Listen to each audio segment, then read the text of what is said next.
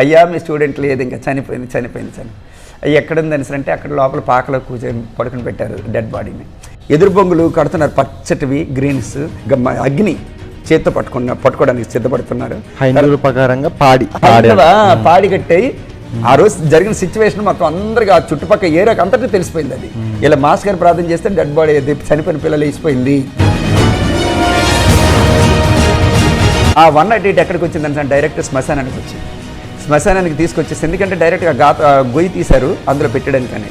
నేను అన్నాను అందరి మధ్యలో మీరు అది ఓపెన్ చేయండి, ఆ ముఖాన్ని పెట్టినటువంటి ఆ మాస్క్ తీసేసండి, ఆ వెంటిలేటర్ తీసేసండి అని అంటే, వద్దండి ఇంకెందుకు అని చెప్పి, నో తీయండి అని చెప్పేసి మొత్తం అందరి ముందు అని, అతను బతుకుతాడు తీయండి అని చెప్పేసి ఎప్పుడైతే నేను అన్నానో ఓపెన్ చేసేసరికి కళ్ళు తెరిచాడండి. అదేవిధంగా మరి నా సొంత తల్లే చనిపోయింది మొన్న ప్రైవేట్ హాస్పిటల్. చనిపోయిన తర్వాత అందరూ వచ్చేసారు, ఊరందరూ, అదే మా చుట్టాలు బంధువులు అందరూ వచ్చారు. అప్పుడు తెలిసిన తర్వాత డాక్టర్లు అందరూ స్టేట్మెంట్ ఇచ్చారు. స్టేట్మెంట్ ఇచ్చినా నేను బ్రతకలేదు, చనిపోయిన తర్వాత అబద్ధాలు ఇప్పటికైనా సరే నేను మేసం మీద చేయిపెట్టి ఇలాగ పుట్టినటువంటి వాడు కానీ, ఇట్టి విధంగా పరిశుద్ధంగా జీవించినటువంటి వాడు కానీ, ఇట్టి విధంగా మనుషుల కొరకు చనిపోయినటువంటి వాడు కానీ, ఈ విధంగా మళ్ళీ చనిపోయి 3వ దినాన్ని లేచినటువంటి వాడు కానీ, 40 రోజులు మరి భూమి మీద జీవిస్తూ అనేకమైనటువంటి అద్భుత కార్యాలు జరిగిస్తూ 500 మంది కనిపించి ఆరోహణం అయిపోయినటువంటి వాడు ఎవరైనా సరే ఈ భూమి మీద ఉన్నట్లంటే కబర్దాలు నాకు చూపించండి, నా మెడకాయ మీద తలకాయ తీసి మీ పాదాల ముందు నేను పెడతానని చెప్పి కబర్దాలకు ఇప్పటికి కూడా నేను చెప్తూ ఉంటానంటే టీవీలో.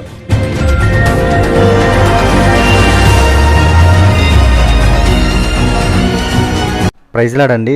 నేను మీ తమ్ముడు జోషిని. ఇప్పుడు మరి యొక్క సాక్ష్యంతో మీ ముందుకు రావడానికి దేవుడు కృప చూపించడం బట్టి దేవునికే వేలాది స్తుతి స్తోత్రములు. అలాగే విజయనగరం ఇప్పుడు ఈ అయ్యగారిని కలవడం నాకు చాలా సంతోషంగా ఉంది. పబ్లిక్గా చనిపోయిన డెడ్ బాడీస్ని పబ్లిక్గా జనాలందరి ముందు ఈ అయ్యగారి ద్వారా దేవుడు లేపడం, ఎవరైతే చనిపోయిన వారు లేచారో వాళ్ళ నోటంటే ఈ వీడియోలో మీకు సాక్షి రూపంలో చెప్తాను. తప్పకుండా మొదటి నుంచి చివరి వరకు ఈ సాక్ష్యాన్ని వినండి. కొంతమంది అయితే పాడి కట్టేసి పాడి మీద పెట్టిన శవాన్ని కొంతమంది అంబులెన్స్లో తీసుకొచ్చి అంబులెన్స్లోంచి గోతులు వేసే టైంలో, ఇంకా అంటే నేను చెప్పడం కాదు, ఈ సాక్ష్యంలో మీరే వినండి.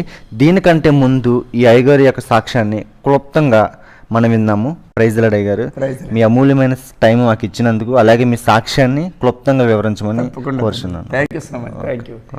ప్రైజ్ లార్డ్ అండి, అందరికీ వందనాలు, దేవునికి స్తోత్రం కలుగును గాక.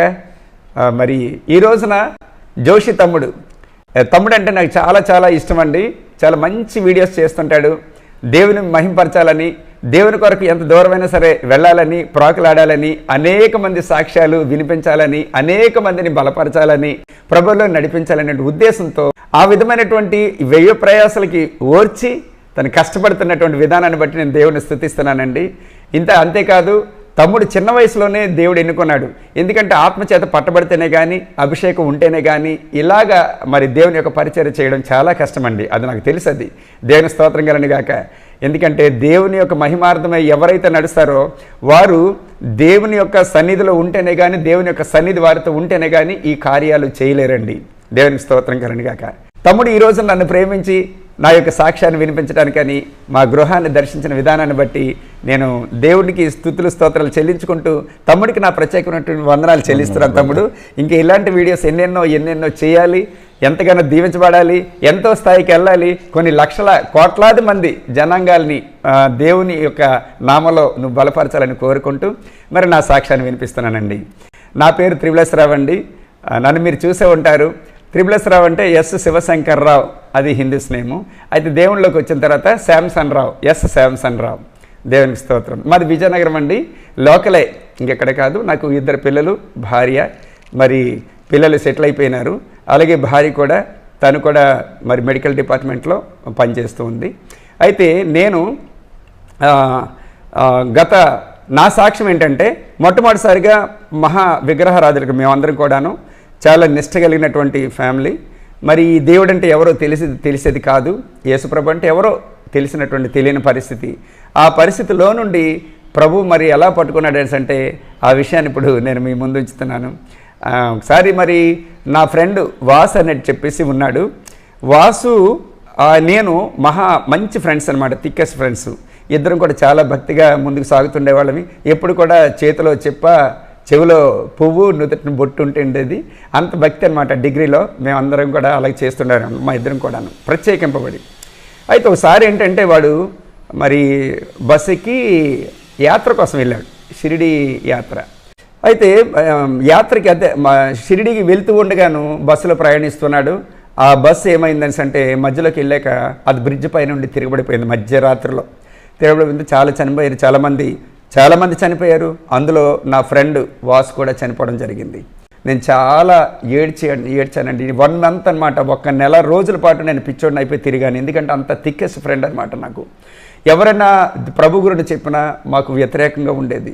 ఎవరైనా సరే పాస్టర్ గారు వచ్చేటప్పుడు మాకు అదొకలా ఉండేది, కోపం ఉద్రేకం పడిపోతుండేవాళ్ళు. మన సంప్రదాయాలు ఏంటి, మన ఆచారాలు ఏంటి, మన పద్ధతులు ఏంటి, మన దేవుళ్ళు ఏంటి, మన దేవతలు ఏంటి, మనకి ఇన్ని ఉంటుండగా ఈ పరదేశ లేదంటే పరప్రాంతపు దేవుడే కావాల్సి వచ్చాడా, లేదంటే ఇదేంటి కంగాలుగా చెడపుట్టారని చెప్పేసి తిడుతుండేవాళ్ళం అన్నమాట. ఇద్దరం కూడా ఎక్కడికి వెళ్ళినా సరే ఇద్దరు వెళ్ళేవాళ్ళం, ఎక్కడికి చేసినా సరే ఏం చేసినా సరే అంతగా ఉంటుండేవాళ్ళం. ఆ యొక్క సమయంలో ఎప్పుడైతే చనిపోయాడో నేను నెల రోజులు నా మనసులో లేకుండా, మరి తిండి లేకుండా, నిద్ర లేకుండా చాలా ఇబ్బందికరమైన పరిస్థితికి వచ్చాను. అయితే చివరిలో ప్రభు నన్ను దర్శించాడు. తెల్లవారుజామున 3:30 గంటలకి దర్శించాడు. అప్పుడు నాకు వివాహం కాలేదు, జాబ్ కూడా రాలేదు. అయితే దర్శించిన తర్వాత మరి ప్రభు నువ్వు వస్తున్నావు, నువ్వు యేసు ప్రభు కదా, నువ్వే నా ఫ్రెండ్ని చంపేశావు అని చెప్పేసి నేను అప్పటికి కూడా అతని మీద ఉద్రేకం పడుతూ ఉన్నాను. అయినప్పుడు కూడా అతని యొక్క కనికరమైనటువంటి ఆ ప్రేమ కలిగినటువంటి మనసుతో నన్ను దగ్గరికి రావడం జరిగింది. నన్ను దగ్గరికి వచ్చి తన యొక్క చేతిలో ఉన్నటువంటి గాయాలు కూడా చూపించి, నా కుమారుడా రా, నేనే నిన్ను కన్నటువంటి, లేదంటే నేనే నిన్ను సృష్టించిన వాడిని అని చెప్పేసి ఏదో మాట్లాడుతున్నారు ఆయన. నా కోపం మాత్రం చల్లారట్లేదు. ఈలోగా అయితే ఫాలో మీ అని అంటున్నాను, నన్ను వెంబడించు అని. ఎప్పుడైతే నేనెందుకు వెంబడించాలి నిన్ను అంటే, నా కుమారుడా నన్ను వెంబడించు అని చెప్పేసి ప్రశాంతమైనటువంటి వాతావరణం చేత ఆయన మాట్లాడుతున్న మంచి స్వరంతో ఎప్పుడైతే ఆయన మాట్లాడారో నేను ఆయన వెనకాలేదు. అప్పుడు ఆ సముద్రం లాంటి ఒక అగ్ని గుండం అన్నది నేను చూడడం జరిగింది. ఆ సముద్రం లాంటి అగ్ని గుండంలో నా ఫ్రెండ్ అని చెప్పానే వాస్ అని, వాడొచ్చి కొట్టుమిట్టాడుతున్నాడు.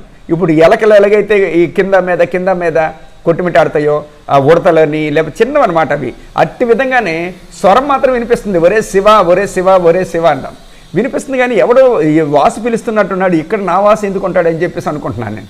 తీరా చూసిన తర్వాత అక్కడి నుంచి వాడు పిలుస్తున్నాడు, నీ ప్రక్కన నించినటువంటి వారే ఆయనే నిజమైనటువంటి దేవుడు, ఆయనే నిజమైన దేవుడు అని చెప్పేసి ఆయన పిలుస్తున్నాడు. వాసు పిలుస్తుంటే ఇప్పుడు పైకి చూశాను నేను, ప్రభువా నా వాసు అని అన్నాను, రక్షించవా నా వాసుని అని చెప్పేసి ఎప్పుడైతే నేనంటే హిస్ టైమ్ ఈజ్ ఓవర్, ఆయన సమయం అయిపోయింది నా కుమారుడా అని చెప్పేసాను.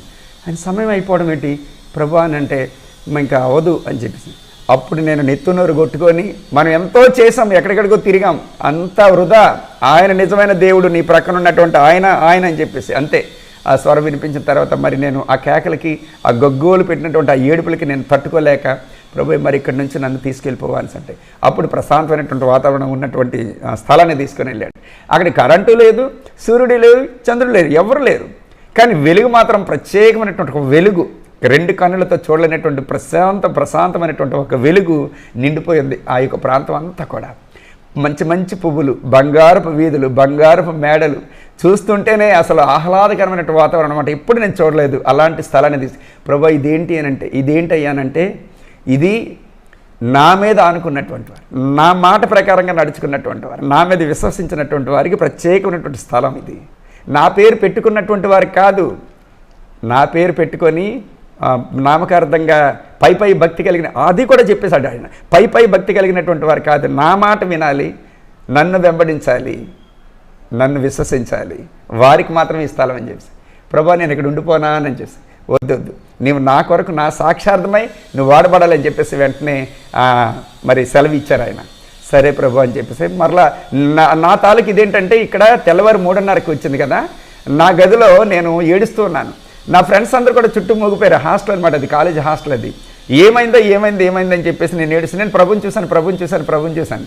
ఇదేంటిది, ఎంత భక్తి చేసేవాడివి, నీ ఫ్రెండ్ నువ్వు ఇలాగే అయ్యే ఏమైందిరా నీకు మెంటలు వచ్చేసిందా అని చెప్పేసాను. ఏమి లేదు, మెంటలు ఏం కదా, నిజంగా ప్రభుని చూశాను. ప్రభు అంటే తిడుతుండేవాడు కదరా, ఏమైందిరా నీకు అని చెప్పి వీళ్ళు కాలేజ్ స్టూడెంట్స్ ఆ విధమైనటువంటి అనుభవాన్ని నేను పొందుకున్నాను. తర్వాత నేను టీచర్ ట్రైనింగ్ అయిపోయాను. తర్వాత జాబ్ వచ్చిన తర్వాత సెకండ్ గ్రేడ్ జాబ్ వచ్చిన తర్వాత మరి నాకు ఒక హెచ్ఎం గారు, ఆయన కూడా క్రిస్టియనే, పశ్చిమ గోదావరి జిల్లా నరసాపురం. అయితే చెప్పారు కానీ మరి వాళ్ళ నడవడి కంటే 1 ఇయర్ పాటు మా ఇద్దరి మధ్య ఫ్రెండ్షిప్ ఏర్పడింది. ఆయన హెచ్ఎం, నేను అసిస్టెంట్ అనమాట, ఎస్జిటి. అయితే ఆయన మా వదిన గారి పాప ఉందండి ఇలాగ అలాగని చెప్పేసి అని అన్నారు. అని అంటే వద్దండి, మా ఇంట్లో వాళ్ళు ఒప్పుకోరు, మరి సంప్రదాయాలు ఆచారాలు పద్ధతులు వేరుగా ఉంటాయి కదా, మా దేవుళ్ళు దేవతలు అని చెప్పేసి ప్రభు దర్శించాడు. కానీ అది ఎందుకంటే మా ఇంట్లో వాళ్ళకి జడిసి నేను బయటికి చెప్పలేదు. కానీ ఏమనకుండా కాము కోరుకుంటే మరి సరే, ఆయన కూడా నన్ను బలవంతం చేయలేదు. ఆయన కాకుండా వేరే సంబంధాలు చూడటం జరిగింది. నర్స్ ట్రైనింగ్ అయింది, చేసుకుంటే బాగుంటుంది అని చెప్పేసి మా మామ ఎప్పుడైతే బోధ చేశాడో నేను ఓకే చేశాను. మాస్ గారు చెప్పడం జరిగింది, వివాహానికి ఓకే చేసాం, క్రిస్టియన్ మ్యారేజ్. అయితే మరి మేము ఏం చేస్తే అది చెయ్యాలని చెప్పి వాళ్ళు కూడా అదే ఓకే చేశారు మా మాట ప్రకారంగానే. మరి లూథరన్ చర్చ్ బ్యాక్గ్రౌండ్ వాళ్ళు. మరి నేను కూడా మ్యారేజ్ అయిన తర్వాత నా భక్తి నాదే, వాళ్ళ భక్తి వాళ్ళదే. కొన్నాళ్ళకి మరి వాళ్ళతో పాటు నేను కూడా చర్చికి వెళ్తుండేవాడిని, వస్తుండేవాడిని. కానీ నాకేమయ్యేది కాదు. సరేలే, ఇంతకుముందు చిన్న అనుభవం అంటే యేసు ప్రభు దర్శించాడు అన్నటువంటిది, అంతేగాని నాకు తెలియదు. కానీ అవసరాలు మాత్రం ఆయన పేరు చెప్పుకొని తీర్చుకుంటుండేవాడిని, యూజ్ అండ్ త్రో లాగా. అయిపోయిన తర్వాత మళ్ళీ నా భక్తి చేస్తుండేవాడిని. ఆ విధంగా ముందుకి కొనసాగుతున్నటువంటి పరిస్థితిలో మరి ఒకసారి గుడ్ ఫ్రైడే వచ్చింది. అంటే 91లో మ్యారేజ్ అయింది, 92లో బాబు అంటే బాబునిచ్చాడు, మరి 94, 95లో పాప అంటే పాపనిచ్చాడు. దేవుడు ఏదంటే నాకు అది ఇస్తూనే ఉన్నాడు. తర్వాత తనకి జాబ్ కూడా 92లోనే నా మిస్సెస్ కూడా జాబ్ కూడా రావడం జరిగింది. దేవుడు గొప్ప అద్భుతాలు ఆశ్చర్యకారాలు జరిగిస్తున్నాడు. కానీ మనసు మాత్రం అతని మీదకి వెళ్ళట్లే, అంత నామకార్థ భక్తి. అలా అయిపోతున్నటువంటి తరుణంలో గుడ్ ఫ్రైడే వచ్చింది ఒకసారి. ఆ గుడ్ ఫ్రైడే రోజున నేను పొలానికి ఎందుకో వెళ్ళడం జరిగింది.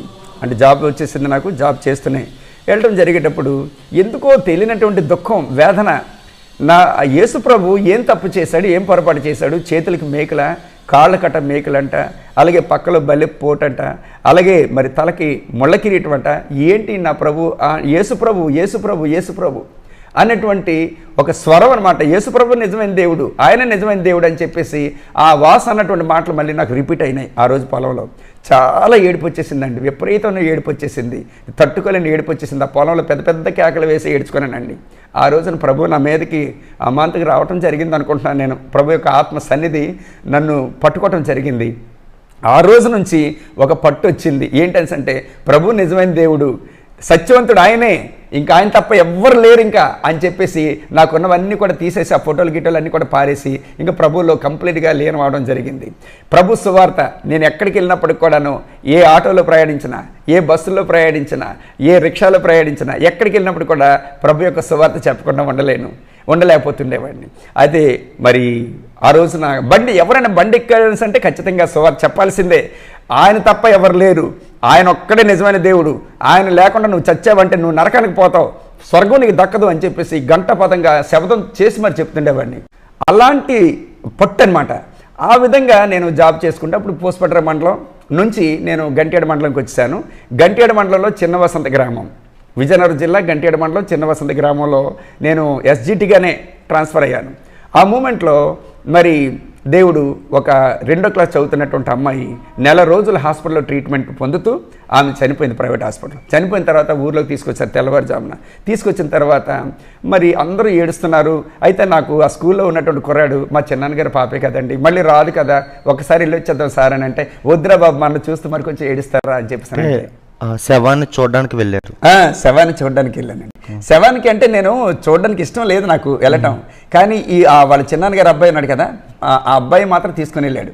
సార్ మా చెల్లె సార్ మళ్ళీ రాదు కదా ఇటువైపు అనేసి. అయితే ఎప్పుడైతే బలవంతం చేశాడో నేను వెళ్ళడం జరిగింది. ఎప్పుడైతే వెళ్ళి అక్కడ చూసాను, నన్ను చూసి అందరూ కూడా నన్ను చెప్పినట్టుగానే వచ్చేసారు. అయ్యా మీ స్టూడెంట్ లేదు, ఇంకా చనిపోయింది.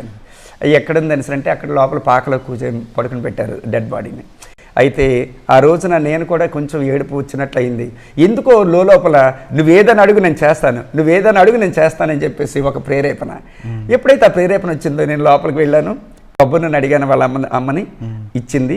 కొబ్బరి నూనె ఇచ్చిన వెంటనే నేను నుదుటికి సిలువ వేసి ప్రార్థన చేశాను. ప్రభువా, చిన్నపిల్లనాయన వీళ్ళందరూ ఉన్నారు, వీళ్ళందరికీ నువ్వంటే తెలియదు ప్రభువా, చనిపోతే నరకానికి పోతారు ప్రభువా, నువ్వు నాకు ఒక్కడికి తెలుసు ప్రభువా, కాబట్టి నాయన వీరందరికీ మారు మనసు రావాలి అంటే మనసు మార్చుకోవాలని అంటే నువ్వు ఒక సూచన క్రియ జరిగించాలి ప్రభువా, ఏదో ఒక సూచన జరిగించు, నీ రుజువుపరచుకో నువ్వు నిజమైన దేవుడు అని ఎప్పుడైతే నేను ఆ పిల్ల దగ్గర కూర్చొని కన్నీటి ప్రార్థన చేశాను, ప్రభువా నాకు ప్రార్థన కూడా సరిగ్గా చేయడం రాదు, వాక్యం సరిగ్గా తెలియదు, అభిషేకం అంటే తెలియదు, పరిశుద్ధాత్మ దేవుడు అంటే తెలియదు, సరిగ్గా ఏం తెలియదు, అసలు నాకు మిరాకిల్స్ అని ఎలా జరుగుతాయని కూడా తెలియదు, కానీ బైబిల్ చదువుతాను, యేసుప్రభు నిజమైన దేవుడు, అతను తప్పించి ఇంకెవ్వరు లేరని చెప్పేసి పౌరుషంతో అనమాట పత్రికలు పంచుతుండేవాడిని, నడి రోడ్డు మీద నిలబడి సిగ్గు బిడి అంతా పోయింది, ఇంకా ఆయన తప్ప ఇంకెవరు లేరని చెప్పేసి ఒక రోషం అనమాట.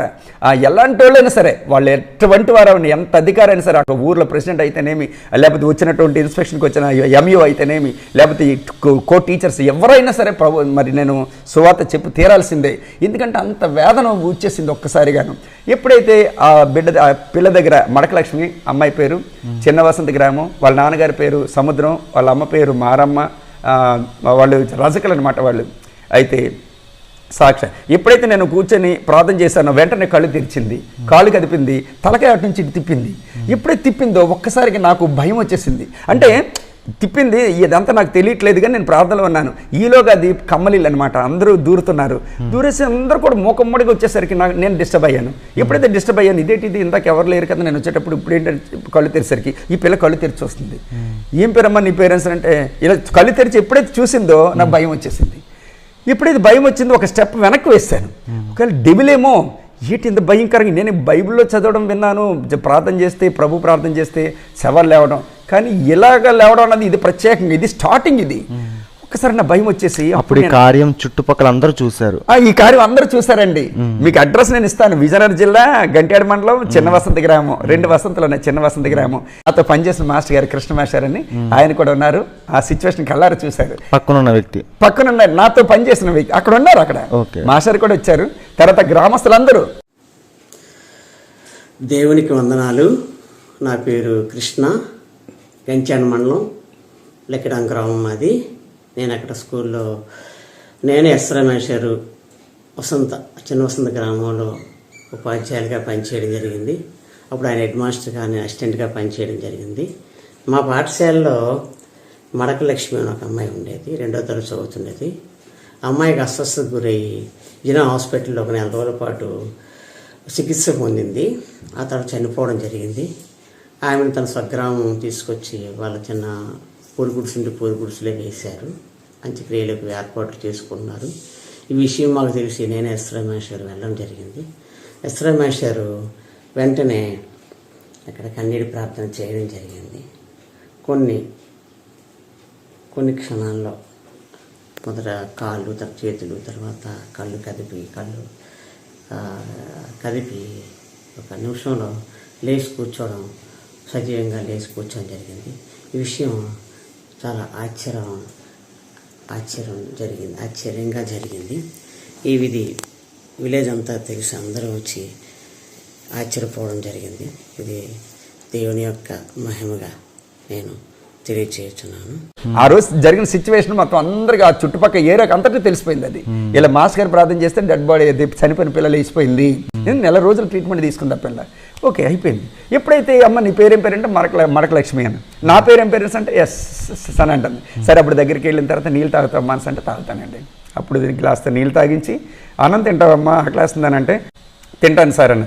ఎప్పుడైతే శ్మశానానికి అంటే నేను ఆ బాడీ దగ్గరికి వెళ్ళక మునుపు ఎదురు బొంగులు కడుతున్నారండి తమ్ముడు, ఎదురు బొంగులు కడుతున్నారు పచ్చటివి గ్రీన్స్. తర్వాత వచ్చి ఈ పట్టి అగ్ని చేత్తో పట్టుకోవడానికి సిద్ధపడుతున్నారు. ప్రకారంగా పాడి కట్టాయి.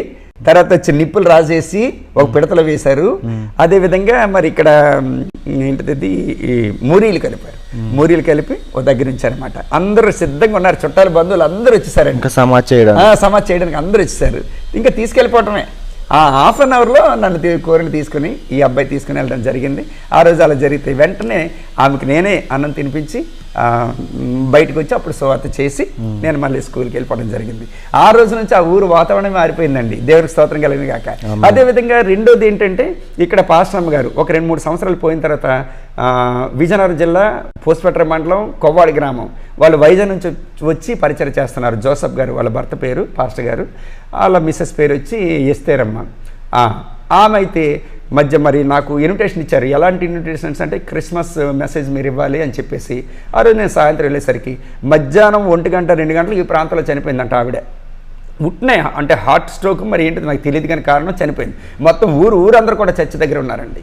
ఏంటి పరిస్థితి అనేసి అంటే ఇలాగ పాస్టమ్ గారు చనిపోయారు. పాస్టమ్ గారు చనిపోతే మరి నాకు కబురు చెప్పలేదు, ఏం చెప్పలేదు అనేసి అంటే లేదయ్య గారు మరి ఆ దుఃఖంలో ఉండి మీకు ఏం చెప్పలేదు. మొత్తం అందరూ వచ్చారు, ఆ పిల్లలందరూ కూడా వచ్చేసరికి పాస్టర్ గారు అయ్యగారు ప్రార్థన చేయండి, పాస్టమ్ గారు చనిపోయారు. పాస్టర్ గారు చనిపోతే మరి నేనేం ప్రార్థన చేయను అని సార్. లేదు చెయ్యండి అయ్యగారు అని చెప్పి మొత్తం ఆ ఊళ్ళో అంటున్నారు. ఊరు వాళ్ళు ఏమంటున్నారంటే మనలాంటి దేవుళ్ళని ఒక దేవుడర్రా, దేవుడు మాత్రం ఏం చేయగలడు, మనకి ఎలాగున్నాయి దేవుళ్ళు, ఆ దేవుళ్ళు ఇతను ఒకడు అని చెప్పేసేమో ఆ అమ్మలక్కలందరూ కూడా చేతులు తిప్పుకుంటూ అలాగే వెళ్ళిపోతారు. ఆ మాట ఎప్పుడైతే నాకు వచ్చిందో ఏదైనా భరిస్తాను, కానీ నా తండ్రిని ఒక్క మాట అన్నా సరే నేను భరించలేనండి. ఎందుకంటే నా తండ్రి అంత ప్రేమ కలిగిన తండ్రి, నా కోసం ప్రాణం పెట్టిన తండ్రిని, నా కోసం నరకం తప్పించడానికి వచ్చిన తండ్రిని ఒక్క మాట అంటే నేను సహించలేను. ఆ మూమెంట్లో ఎప్పుడైతే వాళ్ళు ఇదయ్యారో నేను పాస్టర్ గారి దగ్గరికి వెళ్ళి కూర్చొని, ప్రభువా ఈమె మరి వృద్ధురాలు కాదు, పోనీ ఏ జబ్బు ఏ జ్వరం కాదు, నువ్వు పంపించావు నీ యొక్క సేవ కొరకు, అలాంటప్పుడు నువ్వు ఇలా తీసుకుపోతే ఎలా ప్రభువా? ఊరు వాళ్ళందరూ కూడా నేను హేళన చేస్తున్నారు ప్రభువా. కాబట్టి నాయన ఇప్పుడే తీసుకెళ్ళినటువంటి ఆ యొక్క జీవాత్మ ఇప్పుడే ఈమెలోనికి వచ్చి నువ్వు నిరూపించుకో ప్రభా, నువ్వు నిజమైన దేవుడు అని ఊరందరూ కూడా నీ వైపు తిరగాలి ప్రభా, నీకు అవమానం రాకూడదు ప్రభా అని చెప్పి ఎప్పుడైతే అనేసరికి ఆమె నా చేయి పట్టుకుందండి. వెంటనే నేను కళ్ళు మూసుకొని, ఎప్పుడైనా నాకు ఒక వరం ఇచ్చాడు దేవుడు, ఎప్పుడైనా నేను ప్రార్థన చేస్తే కన్నీళ్ళు వచ్చేస్తాయండి. అంటే పరిశుద్ధాత్మ దేవుడు ఆ విధంగా ఎప్పుడైతే నేను చేస్తే, నా కుమారుడా నువ్వు చేసినటువంటి ప్రార్థన విజ్ఞాపన అది ధూపం వల్లే నా దగ్గరికి వచ్చింది, నా కుమార్తె నా యొక్క చిత్తానుగుణంగా నేను తీసుకుపోయాను, నువ్వెందుకు ఏడుస్తున్నావు అని చెప్పేసి. లేదు ప్రభువా, వీళ్ళందరూ కూడా నేను హేళన చేస్తున్నారు అయ్యా, కాబట్టి నేను సహించలేకపోయినా ఆయన. అందుకని ప్రభువా, అందుకని ఈ యొక్క సాక్షార్థమై ఈ నీ కుమార్తెలోనికి నువ్వు వచ్చావనుకో, నీవు కార్యం జరిగిస్తే అందరికీ రుజువు అవుతుంది కదా ప్రభువా అని చెప్పేసి నేను అనేసరికి, నా కుమారుడా ఈయన కుమార్తెను ప్రవక్తినిగా వాడుకుంటాను ఈ గ్రామంలో అని చెప్పేసి అందరి ముందు కూడా ప్రభు మాట్లాడడం జరిగింది. నా కుమారుడు నిన్ను ఎన్నుకున్నాను, ప్రత్యేకంగా నీతో పాటు ఈ కుమార్తెను కూడా ఎన్నుకున్నాను. అప్పుడు చుట్టుపక్కల అందరూ సాక్ష్యం, అందరూ ఇప్పుడు ఆ రుజువు గల సాక్ష్యం ఉందండి. సాక్ష్యం ఉంది. కావలసి మీకు అనుమానం అయినట్లయితే మీరు అడ్రస్ ఇస్తాను కనుక్కోండి, ఫోన్ నెంబర్ కూడా నేను మీకు ఇస్తాను. ఇంకా ఆవిడ మాటలను మీరు విందరు. కానీ నేను వీడియో కూడా చేశాను, ఆవిడ పంపించినటువంటిది. దేవుని స్తోత్రం కలండి. ఎందుకంటే ఊరందరి మధ్యలో జరిగినటువంటి సిచ్యువేషన్ ఇది, ఒక్కరి మధ్య జరిగింది కాదు ఇది. ఎందుకంటే దేవుని మహిమార్థం అండి ఇది, గొప్పల కోసం మెప్పుల కోసం చప్పటి కోసం కాదు ఇది. ఎందుకంటే దేవుడు మన మధ్యలో ఉన్నాడు, దేవుని సన్నిధి మన మధ్యలో ఉంది కాబట్టి దేవునికి స్తోత్రం కలిగింది కాక హల్లెలూయా. అయితే ఈ విధంగా పత్రికలు పంచుతుండేవాడిని, అలాగే మీటింగ్స్ నన్ను పిలుస్తాను, నేను దేవుళ్ళలో బలపరుస్తూ ఉన్నాను. అంటే లోదన చర్చికి వెళ్తున్నప్పటికీ ఎప్పుడైతే నన్ను దేవుడు పట్టుకున్నాడో, దేవుని ఆత్మ నన్ను సంధించిందో, ఆ అభిషేకం నా మీదకి వచ్చిందో, ఇంకా ఒకటి దేవునిలో ఎదగాలి, దేవుని కొరకు ప్రాకులాడాలి, దేవుని కొరకు ప్రయాణించాలి, ఎక్కడికైనా సరే ఎంతమందికైనా నేను చెప్పాలని చెప్పేసి ఒక ఉద్రిక్త, ఒక రోషం, ఒక పౌరుషం, ఒక మంట అది రగడన్నది నా గుండెల్లో హత్తుకుపోయిందండి. దేవుని స్తోత్రం కలిగిన గాక. అయితే ఇంకక్కడి నుంచి దైవశక్తులు బయటికి వెళ్ళిపోవటం, ప్రార్థన చేస్తే నన్ను చూస్తే పడిపోతుండే అనమాట, అంత పవర్ఫుల్గా ఉండేది. అయితే దేవునికి స్తోత్రం. ఆ విధంగా నేను వెళ్ళేటప్పుడు మరొక డెడ్ బాడీ చూసుకున్నట్లయితే, నేను ప్రమోషన్ వచ్చేసిందండి నాకు 2009లో ఇక్కడ పెదమజ్జిపాలెం గంట్యాడ మండలం 2009లో ప్రమోషన్ వచ్చిందండి, ఎలిమెంటరీ స్కూల్ నుంచి హై స్కూల్కి. మరి ఆ స్కూల్లో పనిచేస్తున్నటువంటి ఆయన త్రినాథ్ అని చెప్పేసి ఆయన ఉన్నాడు, యవ్వనస్తుడు ఆయన ఏంటంటే పాపం కొంచెం డ్రింక్ అలవాటు. మరి ఒకరోజు రాత్రి వస్తూ ఉండగాను ఎడ్ల బండి యాక్సిడెంట్ జరిగింది, 2 వీలర్ మీద వస్తూ ఉండగాను. భయంకరమైనటువంటి యాక్సిడెంట్ అనమాట. ఇంకా బ్లీడింగ్ అయిపోతుంది, విపరీతమైన బ్లడ్ గారిపోతే ఆ రోజు ఎవరు మరి 108 బుక్ చేసి గవర్నమెంట్ హాస్పిటల్ తీసుకొస్తే జాయిన్ చేసుకోలేదు, ప్రైవేట్ హాస్పిటల్ తీసుకెళ్ళి అక్కడ వైజాగ్ తీసుకెళ్తున్నారంట. వైజాగ్ తీసుకెళ్ళిన తర్వాత అక్కడ జాయిన్ చేసుకున్నారు.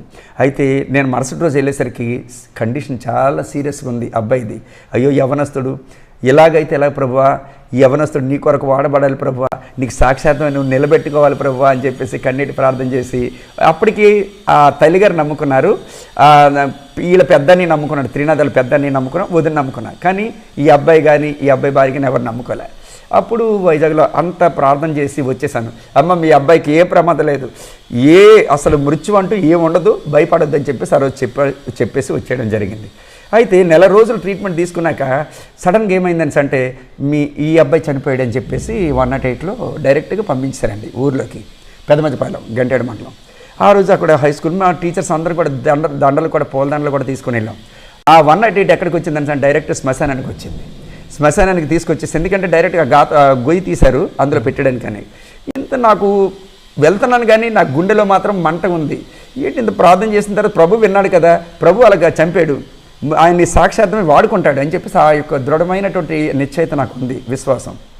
ఎప్పుడైతే 108 అక్కడికి వచ్చేసిందో ఇది మాస్క్ అదే వెంటిలేటర్ అది తీయలేదండి, తీయకుండానే దించేసి చేసేపోతున్నారు.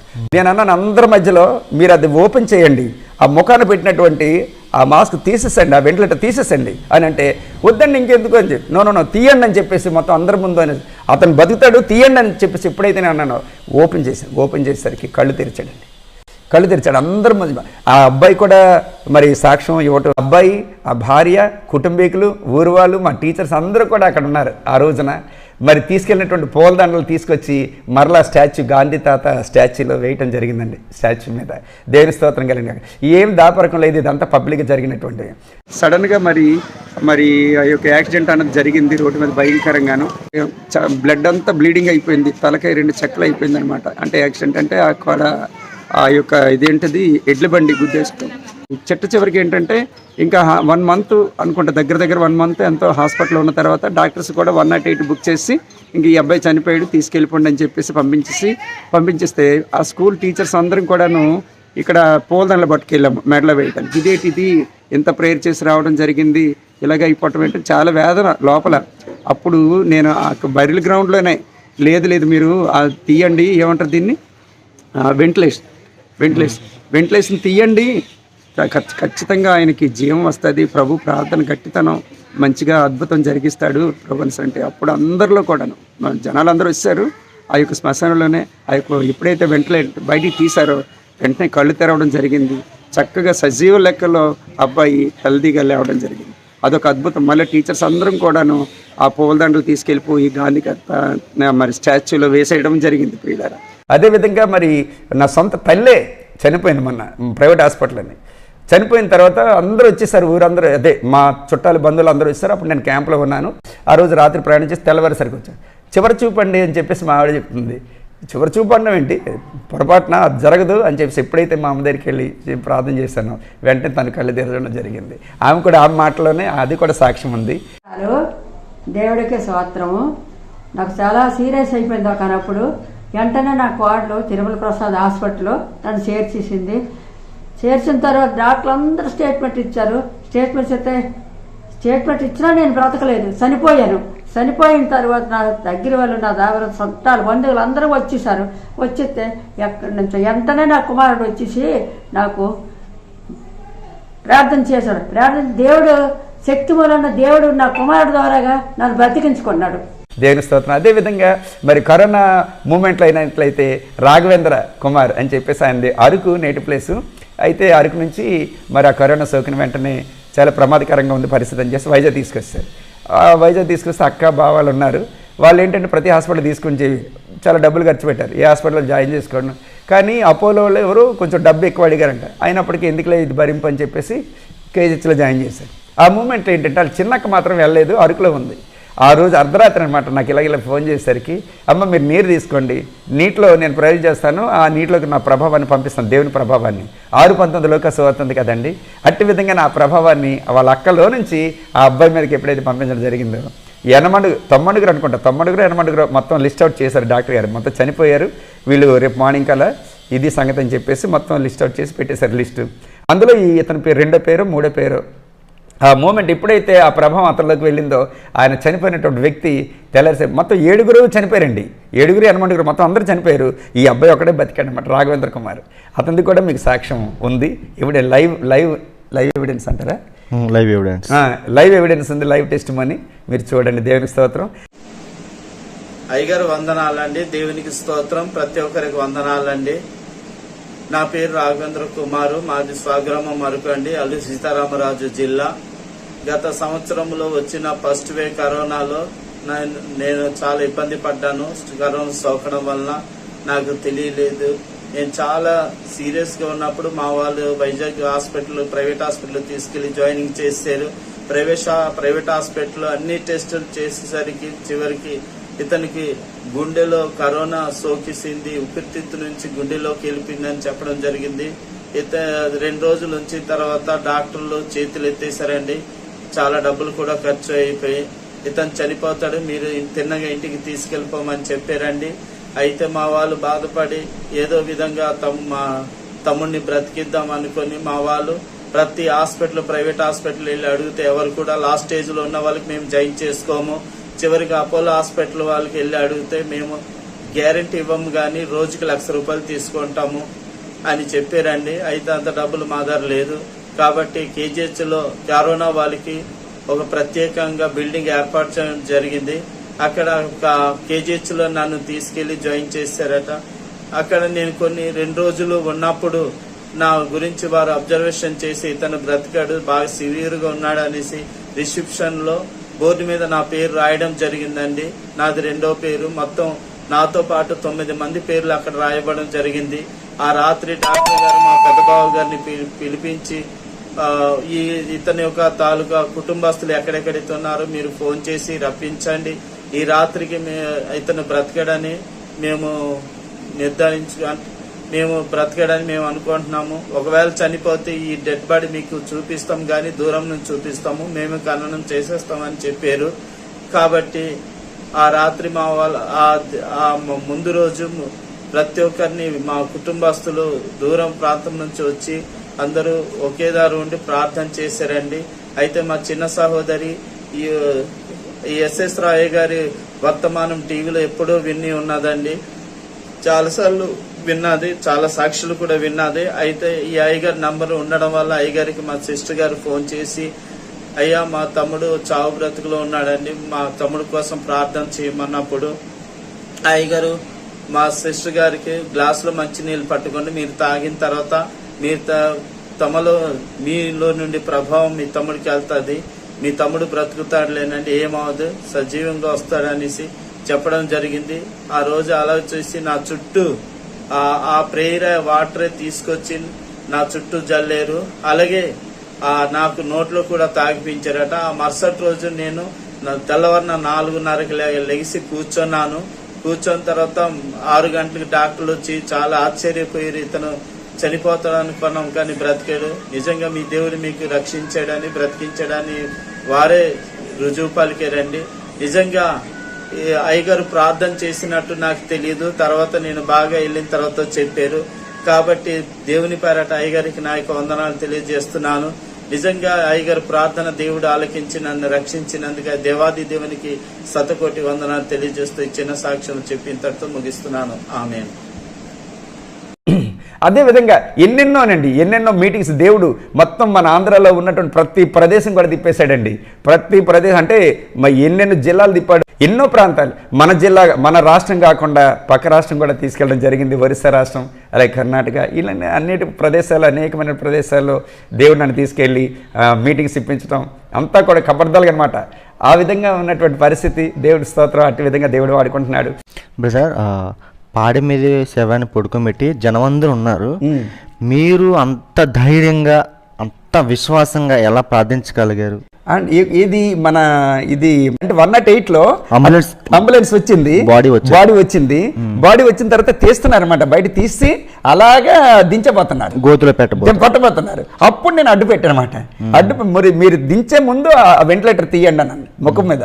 అది తీయండి, తీసిన తర్వాత ఆయన బ్రతుకుతాడు, ఆయన చూపు చూస్తాడు ఆయన అని గట్టి ధైర్యంగా నేను చెప్పాను. ఆ మాటకి ఏం చేశారంటే వాళ్ళు నిజంగానే తీసేసరికి అప్పుడు ఓపెన్ అయింది. అది తీసినప్పుడు ఒకవేళ చలనం లేకపోతే వీళ్ళు ఏమనుకుంటారని మనసు రాలా? నాకేం రాలేదండి, ఎందుకంటే నా దేవుడు సజీవుడు, నా దేవుడు శక్తివంతుడు, నా దేవుడు నా ప్రార్థన ఆలకిస్తాడు, నా దేవుడికి అసాధ్యం అందంటే ఏమీ లేదు. నా దేవుడు తల దించుకొనివ్వడు, తల ఎత్తుకొస్తాడు కదా రాజు అని చెప్పేసి అది నాకు బాగా ప్రగాఢ నమ్మకం అనమాట. అందుకని నేను ఎంత అర్ధరాత్రి అయినా సరే, ఎంత దూరమైనా సరే, ఎంత కఠినమైన పరిస్థితి అయినా సరే, వాళ్ళు ఆర్ఎస్ఎస్, బజరంగ దళ, విశ్వ హిందూ పరిషత్, వీళ్ళు ఎవరైనా సరే వాళ్ళ మధ్యలోకి వెళ్ళిపోయి మరి అనేక రకాల ఈశ పుత్రాంచం విద్ధి కుమారి గర్భ సంభవం లేచ ధర్మస్య వక్తారం మసేహూహం సమాగత అని భవిష్య పురాణం నుంచి ప్రభు గురుని చెప్పడం జరిగింది.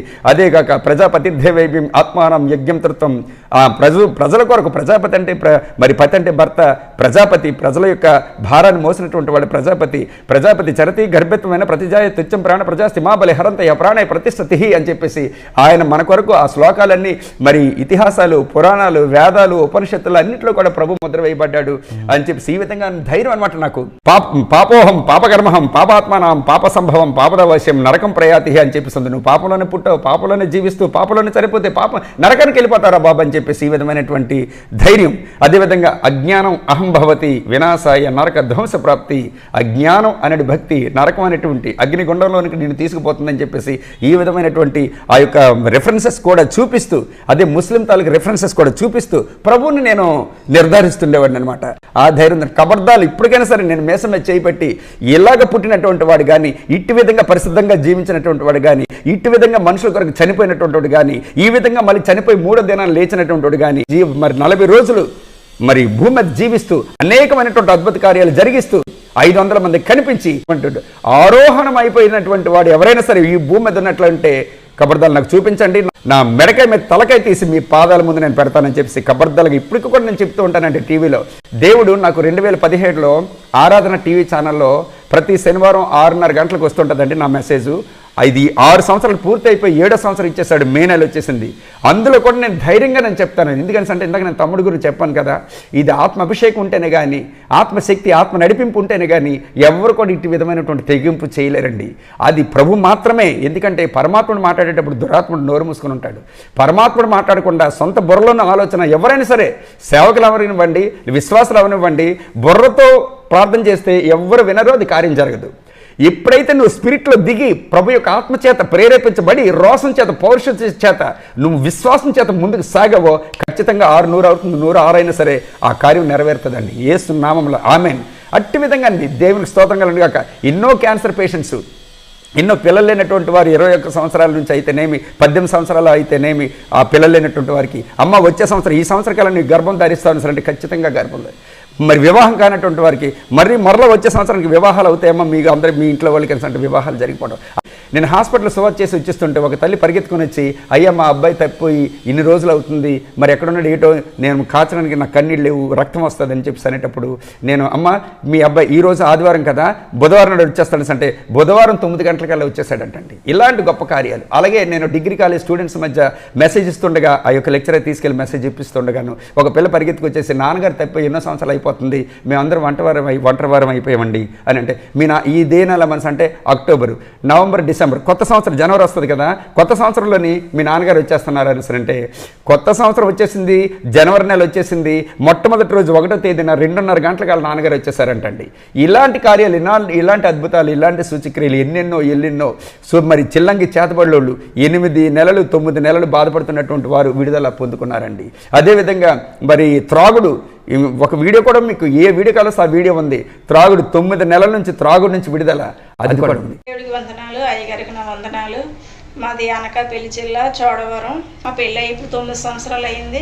పెళ్ళైన సంవత్సరం వరకు మేము బాగా ఉన్నాం. బాగున్న తర్వాత 8 సంవత్సరాల నుంచి మా మధ్యలోని బాగా గొడవలు అల్లర్లు బాగా చెలరేగాయి. మా ఆయన గారు స్టార్టింగ్లో సేవ చేసేవారు.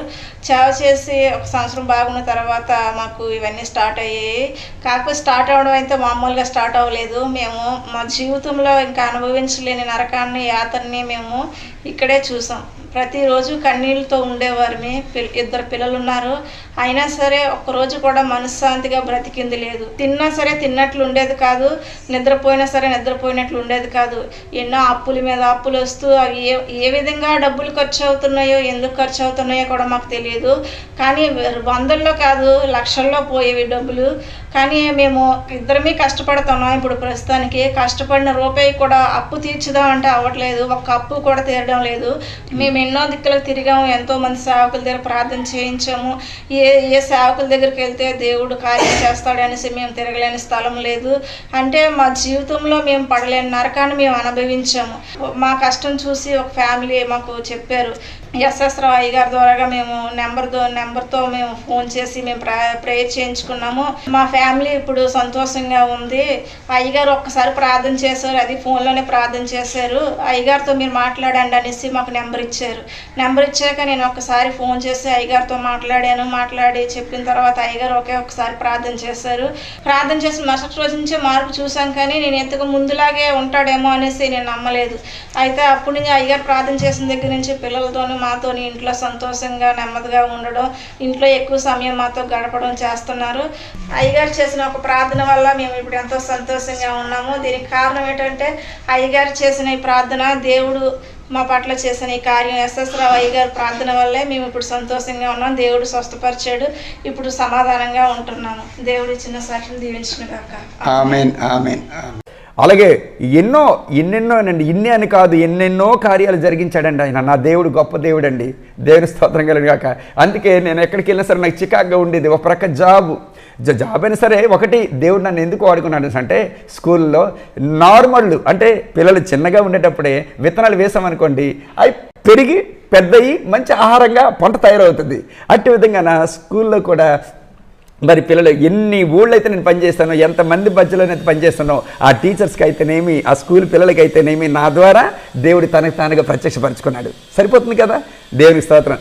ఇలా చేస్తుండగానే నేను 89లో జాబ్లో జాయిన్ అయ్యాను కదండి. ఒక 15 సంవత్సరాల క్రితం నేను రిజైన్ చేయడానికి ట్రై చేస్తే తర్వాత 10 సంవత్సరాల క్రితం రిజైన్ చేయడానికి ట్రై చేశాను. నాకు చికాకు ఉంది ప్రభు, నేను రిజైన్ చేసేస్తాను, నీతో సంపూర్ణంగా నేను వస్తాను ప్రభు అని చెప్పానంటే మొన్న రీసెంట్ అనమాట, మార్చి 31, 2024లో 2024లో 31 మార్చి నెలలో నేను ఎప్పుడైతే రిజైన్ చేశానో, ప్రభు ఇది నీ చిత్తం అయితే జరగాలి ప్రభు అని చెప్పానంటే, అప్పుడు 2వ దినవృత్తాంతాలు 29:11లో ఒక మాట అన్నాడు, నా సన్నిధిని పరిచర్య చేయుటకును యెహోవా మిమ్మల్ని ఏర్పరచుకొనెను కనుక మీరు అశ్రద్ధ చేయకుడి, త్వరపడుడి అని చెప్పేసి. అలాంటివి ఎన్నెన్నో. అలాగే మరి యెషయా గ్రంథం మరి 46:9, అలాగే 45:6 ఈ విధమైనటువంటి పిలుపు వస్తే నేను కేర్ చేయలేదు. అయితే ప్రభు ఇది నీ చిత్తమైతే మరి నువ్వు నాకు సహాయం చేయి ప్రభు అని చెప్పేసి అని ప్రార్థన చేసి స్టార్ట్ చేసేసరికి టకమని అయిపోయింది. తీరా చూసిన తర్వాత ఒక చిన్న డిస్టర్బెన్స్ వచ్చేటప్పుడు అక్కడ 43:13 యెషయా గ్రంథంలో ఏముందంటే, నేను కార్యమును చేయగా దాన్ని త్రిప్పివేయవాడెవడు అని చెప్పేసి అలాంటి వాగ్దానాలు ఇచ్చి దేవుడు నన్ను సంపూర్ణంగా తన యొక్క పరిపూర్ణమైనటువంటి సేవలకు నన్ను పిలుచుకోవడం జరిగింది. నాకు సంఘం అంటూ ఏమీ లేదు, ప్రత్యేకమైనటువంటి ఏమీ లేదు. నాకు ఈ విధమైనటువంటి పరిచర్య, సువార్త పరిచర్య ఇండివిజువల్గా తప్పించి, అయితే నా పిలుపు మాత్రం అపోస్తల పిలుపు. ఎందుకంటే నాకు బెరాక మరి ఎజికే ఫ్రాన్సిస్ గారు, అదేవిధంగా మరి ఇక్కడ మన దహించ అగ్ని మరి ఆయన థామస్ అయ్య గారు, ఈ విధమైనటువంటి కనెక్షన్స్ అనమాట. ఈ వారి మీద ఉన్నటువంటి ప్రభావం అనేది నా మీదకి ఎప్పుడు, ఎందుకంటే మనం ఏ పరిచయం చేసినా మనకి సపోర్టింగ్గా ఉండాలి, ప్రార్థన ఎప్పుడు జరుగుతూ ఉండాలి, అభిషక్తులకు ప్రార్థన, ఆ విధమైనటువంటి ప్రార్థన ఉన్న తప్పించి నాకు చర్చ అంటూ ప్రత్యేకంగా ఏం లేదు, సంఘం అంటూ ప్రత్యేకంగా ఏం లేదు. మరి ఇదే ఈ యొక్క టీవీ మినిస్ట్రీ. కానీ ఇందులో నాకు ఆనందం. అయితే ఎప్పుడైతే నేను బయటకు వచ్చాను, చాలా ప్రశాంతమైనటువంటి వాతావరణం. ప్రభుత్వం ఎప్పుడు 3 గంటలు వేస్తాను ప్రతిదినం, అలాగే 12 గంటలు వేస్తుంటాను, ప్రభుత్వం పెనుగులాడుతుంటాను, గంతులు వేస్తుంటాను, ప్రతిదీ కూడా ప్రభుత్వం మాట్లాడుతుంటాను. ఇలా ఎన్నెన్నో కార్యాలు, ఎంతో మరి అద్భుతాలు జరుగుతున్నాయి మరి చక్కనైనటువంటి రీతిలో. ఎందుకంటే ఒక నాకు ఆశ్చర్యం, ఒక కాలు ఇరిగింది ఆ ఫుట్బాల్ ఆడుతుండగాను, ఆ పిల్లోడికి, ఆ కుర్రాడికి, మన జోషిలాగా ఉంటాడు అబ్బాయి, కాలు ఇరిగితే 3 మంది ఎత్తుకొని వచ్చినటువంటి అబ్బాయి ఎప్పుడైతే ప్రార్థన చేస్తే నార్మల్గా నడుచుకొని వచ్చేసాడండి. అది ఇన్స్టెంట్ మిరాకిల్ అండి. ఇలాంటివి ఎన్నో అద్భుతాలు చేసేస్తున్నాడు. ఈ విధంగా మరి బయటికి వెళ్తే భయం, లోపల వస్తే భయం, వెలుగంటే భయం. ఒక ఆమె గురించి చెప్పాలి. ఈ అబ్బాయి వాళ్ళ అమ్మగారేనండి. మన రీసెంట్ జరిగినటువంటిది మీకు చూపిస్తాడు, తమ్ముడు చూపిస్తాడు. ఆమెకి ఏంటంటే 8 నెలలు 2023 నుంచి ఏదో జూన్ నెల నుంచి ఇంతవరకు కూడా నరకం అనిపించిందంట ఆమె. మొత్తం ఈ 3 పిల్లలు, తన భర్త, తన చుట్టూ ఉండేవారంట. ఏ క్షణం ఏమైపోద్దని చెప్పేసి. ఏమంటే భయము, నీళ్ళంటే భయం, తిండంటే భయం, మరి అలాగే పడుకోవడం అన్నట్టు భయం, అలాగే ఎవరిని వస్తేనే భయం, వెళ్ళిపోతేనే భయం, చీకటంటే భయం, వెలుగంటే భయం, బ్రహ్మాండమైన గొప్ప భయాలతో కూడుకున్నటువంటి దురాత్మలు అనమాట. అంటే చెల్లంగి చేతబడి చుట్టూ పెట్టేశారు. మరి అలాంటి భయంకరమైనటువంటి పరిస్థితిలో నుంచి ఎప్పుడైతే తన అక్కడి నుంచి ప్రార్థన చేస్తే, అక్కడ ఉంది, ఎప్పుడైతే ప్రార్థన చేశాను ఫినిష్, అక్కడ విడుదల అయిందండి. దేవుని స్తోత్రం. ఆ మాటలను మనం వినొచ్చు. దేవుని స్తోత్రం. మాది శివరాము, నా పేరు ఆదిలక్ష్మి, మాది గరివిడి మండలం, విజయనగరం జిల్లా. నేను ఇలా ఉన్నానంటే దేవుడి కృపేని. మా అందరికీ అబద్ధం, నాకు నిజం. మీరు నమ్మితే నమ్మండి, లేకపోతే దేవునికి తెలిసి ఈ విషయము.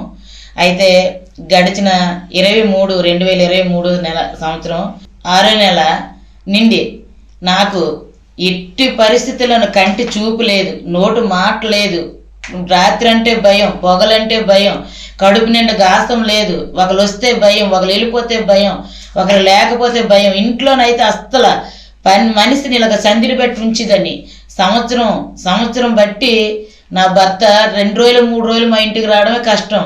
అలాంటిది నాకు బాగలేను కానివ్వండి, వాళ్ళ 5 నిమిషాలు కూడా చెంగి విసరలేదు, వసలేదు. అంత ఏమైపోద్దని భయంతో తల్లి 4 బ్రతికారు, పిల్లలు 3, నా భర్త బ్రతికాడంటే నిజంగా నేను చనిపోతే మరి వాళ్ళకి ఎవరు ఆధారం లేరని భయంతో బ్రతికారు. నేను కూడా చావంచుల్లోకి వచ్చేస్తాను. చావంచులు అంటే ఒళ్ళల్లో మంటలు, చెవుళ్ళు కలిపి పోట్లు వచ్చేసి ఇవి నరాలకు పట్టేసి ఇది బుర్ర గొప్ప దిమ్మిగా అయిపోయింది. ఎవరితో చూసేదాన్ని కాదు, తినేదాన్ని కాదు. నెలకొక్కసారి కూడా స్నానం చేయడం కష్టం. ఉదయం నుండి సాయంకాలం వరకు ఎవరు ఎటు వెళ్ళిపోతారో భయం, ఎవరు ఎటు వెళ్ళిపోస్తారో భయం. వాళ్ళు వస్తే పోయి వెళ్ళిపోమనేదాన్ని, నా దగ్గర లేకపోతే భయం పడేదాన్ని. నేను అనుభవించిన బాధ పగస్తులకు కూడా రాకూడదు దేవుడా అని ఏడుచుకొని ఉండేదాన్ని. అంత భయంతో ఉండేదాన్ని. నా నుండి మా అమ్మ కూడా చనిపోయింది, నా కూతురు చనిపోద్దేమో అని భయంతో. అయితే నా మానసిక ఒత్తిడికి పిల్లలకు కూడా మానసిక ఒత్తిడి వచ్చేసి మనసులో గీసి వాళ్ళు కూడా తిల్లి తినకుండా అయిపోయారు. అంత డబ్బు ఖర్చు పెట్టారు. అందరు వైద్యులు అంటే మాంత్రికులు అంటే ఒక ఇండియా ఆచార్యంగా మంత్రించిన వాళ్ళ దగ్గరికి వెళ్ళారు. హాస్పిటల్ కంటే ఇన్నెన్ని హాస్పిటల్ కాదు, శ్రీకాకుళం, విజయనగరం, వైజాగ్, రాజాము, గరివిడి ఎన్ని హాస్పిటల్ తిప్పారో తెలియదు. ఆర్ఎంపీ డాక్టర్ అయ్యుండి కూడా ఒక సంచితో సొమ్ము ఖర్చు పెట్టారమ్మ. నా కోసం నా కొడుకు, నా భర్త, నా కూతుర్లు ఆ రోజు నచ్చినని సంవత్సరం పట్టు వాళ్ళు కష్టపడింది నాకు ఖర్చు పెట్టారు. దేవుడిచ్చిన కాడికి నిజంగా ఈ రోజు నేను ఇలాగ ఉన్నానంటే దేవుడి కృపే. మా అమ్మ చనిపోద్ది, మా అమ్మ మాకు ఉండదు, మా అమ్మ మమ్మల్ని మేము చూడలేమని అన్నం తినేటప్పుడు, స్నానం చేసినప్పుడు, పడుకుండేటప్పుడు 1-10 సార్లు నాకు అది చూసుకొనే ఉండేవారు. అయితే నేనైతే మాత్రం ఇంక వీళ్ళు ఇంత బాధ పెట్టకూడదు. ఏదో ఒక రోజు నా ధైర్యంతో నేను వెళ్ళి చీపురుపల్లి వెళ్ళి పురుగుల మందు తెచ్చుకొని దాచుకుంటాను. నేను చచ్చిపోతాను, ఇంకా చచ్చిపోవడమే నాకు నాస్ట్, ఇంకా నేను బ్రతికిన వేస్ట్ అని అలా మనసు ఎక్కిస్తాను. మనసు ఎక్కిసాక ఒకరోజు టీవీ కోసం ఇలాగ మంచం మీద ఉండి టీవీ కోసం చూశాను. ఎస్ఎస్ రావు గారు అయ్యగారు వాక్యం వచ్చింది. ఆ వాక్యం వస్తే వాక్యం వల్ల విన్నాను. ఆయన ప్రార్థన చేస్తే నేను మోకరించి ప్రార్థన చేస్తాను. ప్రార్థన చేసిన తర్వాత ఫోన్ నెంబర్కి తీసుకొని ఫోన్ చేశాను. ఫోన్ చేస్తే అమ్మ మీ దేవుడు పర్వాలేదు, దేవుడు ఉన్నాడు, నువ్వు ధైర్యంగా ఉండమ్మా అన్నాడు. మీ దేవుడు అయ్యగారు అన్నాను. విజయనగరం అన్నారు. విజయనగరం అనగానే నా ఒళ్ళంతా చిరుసెమట్లు పట్టి శరీరాలకు బలం వచ్చినట్టు అనిపించింది. అయితే అయ్యగారు నేను రేపు ఆదివారం ప్రార్థనకు వస్తాను అయ్యగారు అన్నాను. ఇప్పుడైతే అయ్యగారు ఇంటి ముందుకు వచ్చి ఆ గేట్ తీసుకుని వచ్చాను. నా ఒళ్ళల్లో మంటలు ఉండేవి, చల్లగా అయిపోయినట్టుగా అయిపోయింది. 8 నెలలు నిద్ర లేకుండా ఉండేదాన్ని, నిద్ర వచ్చినట్టు అనిపించింది. ప్రార్థన చేయకముందే నేను అలా అయ్యగారు ప్రార్థన ముందు నేను తలగడేసుకుని పడుకున్నాను. పడుకున్న తర్వాత నిజంగా నాకంటే ఆ రోజే నన్ను మా అమ్మ కడుపులో పుట్టినట్టు అనిపించింది. అయ్యగారు నాకు జీవితం అంటూ యేసయ్య దయ వల్ల నాకు ఇచ్చారు. ఆ రోజు ప్రార్థన చేసిన తర్వాత నా మానసిక ఒత్తిడి కానీ, మంటలు కానీ, భయం కానీ ఏ ఒక్కటి కూడా లేదు. అయ్యో ఇదేంటి దేవుడు నన్ను ఇప్పుడే పుట్టించినట్టు అనిపించిందని నేను సంతోషపడితే నాకంటే ఎక్కువ మా ఆయన సంతోషపడి ఇంటికి వెళ్ళగాలి పిల్లలకు చెప్పి ఈ 8 నెలలు అమ్మ కోసం మనం ఎంతో బాధపడ్డాం. అయ్యగారు ఇంటికి వెళ్ళిన వెంటనే పడుకుడిపోయింది నాయన అని మా అబ్బాయితో చెప్పారు. ఎస్ఎస్ రావు అయ్యగారు ప్రార్థన చేసిన తర్వాత దేవుడు కృప మా మీద కుమ్మరించింది. దేవుడు మమ్మల్ని స్వస్థత పరిచాడు. నేను చావంతికలు వచ్చిందాన్ని, చచ్చిపోయిన దాన్ని ఈరోజు నేను ఇలా ఉన్నానంటే దేవుని కృప. అలాగే వాళ్ళ అబ్బాయి ఫుట్బాల్ ఆడుతూ కాలు బెనికింది, పూర్తిగా ఇరిగిపోయింది. ఈ విరిగిపోయిన తర్వాత గ్రౌండ్ నుంచి మోసుకొచ్చినటువంటి 3 ఆ తీరా చూశాక ఎప్పుడైతే వాళ్ళ అమ్మ ఇలాగ అబ్బాయికి ఇలా జరిగిందని చేసి ప్రార్థన చేయించిందో ఆర్ఎంపీ డాక్టర్ మళ్ళీ వాళ్ళ అబ్బాయి ఆర్ఎంపీ డాక్టరు కరాలు మందంట ఒక్కసారిగానే ఆ యొక్క సౌండ్ కూడా బయటకు వచ్చిందంట, స్వెల్లింగ్ కూడా వచ్చేసిందండి, ఇంతవరకు వాసిపోయిందంట. నేను ఇంకా హాస్పిటల్ అడ్మిట్ అవ్వాలండి, ఇది జాయిన్ చేసుకుంటే ఇక 5-6 నెలలు బెడ్ రెస్ట్ అవ్వాలి అని చెప్పేసి నాకు యాజ్ ఎ డాక్టర్గా నాకు తెలుసండి అని చెప్పాను. ఎప్పుడైతే వాళ్ళ అమ్మ, అబ్బాయి కూడా లేడు అక్కడ, అబ్బాయి బయటికి వెళ్ళాడు, అంటే 3-4 బయటికి బహిర్భూమికి మోసుకొని వెళ్ళారు. ఎప్పుడు ప్రేయర్ చేసేసరికి వాళ్ళు ఆ అబ్బాయి నడుచుకొని వచ్చేస్తున్నాడు. అదే అనమాట, అలాంటి వండర్స్ అండి. ఎంతోమంది త్రాగుబోతులు విడుదల అయ్యారు, చిలక చేతబడి నుంచి విడుదలయ్యారు, అలాగే నిద్రలేమి నుంచి విడుదలయ్యారు, అలాగే మరి ఈ చర్మ వ్యాధుల నుంచి విడుదల అయిపోయారు, అలాగే క్యాన్సర్, అది ఇంకేటి లోపల ఉన్నటువంటి గడ్డలు ఆ కరిగిపోవటం, ఇవి ఎన్నెన్నో, ఇన్ని కాదు ఎన్ని చెప్పను. దేవునికి స్తోత్రం కలిగిన గాక. ఒక మాట సెలవిస్తే చాలు అట్టి విధంగా అయిపోతుందండి. రానున్న దినాల్లో ప్రభు ఇంకెక్కడికి తీసుకెళ్తాడో ఏం చేస్తాడో తెలియదు, కానీ మీ అందరూ కూడా ప్రార్థనలో జ్ఞాపకం చేసుకోండి. మరి నాకు ప్రభు అంటే చాలా ప్రాణం. ఎందుకంటే ప్రభు అభిషేకం ఉంటేనే ఏదైనా సరే జరుగుతుంది. అభిషేకం లేకుండా ఎప్పుడు, అంటే అభిషేకం అంటే సొంత ఆలోచనతో ఎప్పుడు కూడా ఏ మినిస్టర్ కూడా చేయలేరండి. నేను ఇందాటి నుండి అదే చెప్తున్నాను. చెప్పాలంటే ఇంకా అనేకమైన సాక్ష్యాలు ఉన్నాయి ప్రియులరా, అవన్నీ కూడా నాకు గుర్తు రావట్లేదు. కానీ నా ఛానల్లో వస్తుంది, బర్నింగ్ ఫైర్ మినిస్టర్ అని చెప్పి యూట్యూబ్లోకి వెళ్ళి కొడుతున్నట్లయితే బర్నింగ్ ఫైర్ మినిస్ట్రీ VZM అని కొడితే వచ్చేస్తుంది. అదేవిధంగా మరి దేవుడు మరి నా పిల్లల్ని కూడా అట్టి విధంగానే దీవించాడు. నేను ఏది పలాని అలాగుండాలని చెప్పేసి ఎప్పుడు నేను అనుకోలేదు. నా పాప BSc అగ్రికల్చరల్ అలాగే నైరాలో చదివింది, అలాగే MS అగ్రికల్చరల్ బాపట్లలో చదివింది, అలాగే కలకత్తా యూనివర్సిటీలో PhD సీట్ వచ్చింది. తను ఇప్పుడు ప్రస్తుతానికి అసిస్టెంట్ ప్రొఫెసర్గా హైదరాబాద్లో చేస్తుంది. తర్వాత వచ్చి బాబు మరి ఫస్ట్ రెవెన్యూలో జాబ్ వచ్చింది. రెవెన్యూలో 4 years చేశాడు, ఎవరి దగ్గర ఒక పైసా తీసుకోకుండా. ఎందుకు అంటే ఆ పొలిటీషియన్స్ చాలా ప్రెజర్ ఇచ్చారనమాట.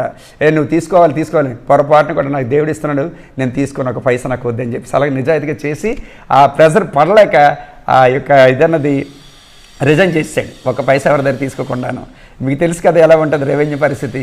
అయిపోయిన తర్వాత మళ్ళీ ట్రై చేశాడు, గెజిటెడ్ ఆఫీసర్గా మరి సెంట్రల్ గవర్నమెంట్లో జాబ్ కొట్టడం జరిగింది ప్రియులారా. అదేవిధంగా తన భార్య రీసెంట్గానే పెళ్లి చేయడం జరిగింది. తన భార్య కూడా డాక్టర్ చేసింది, ప్రస్తుతం విజయవాడలో ఉంటున్నారు.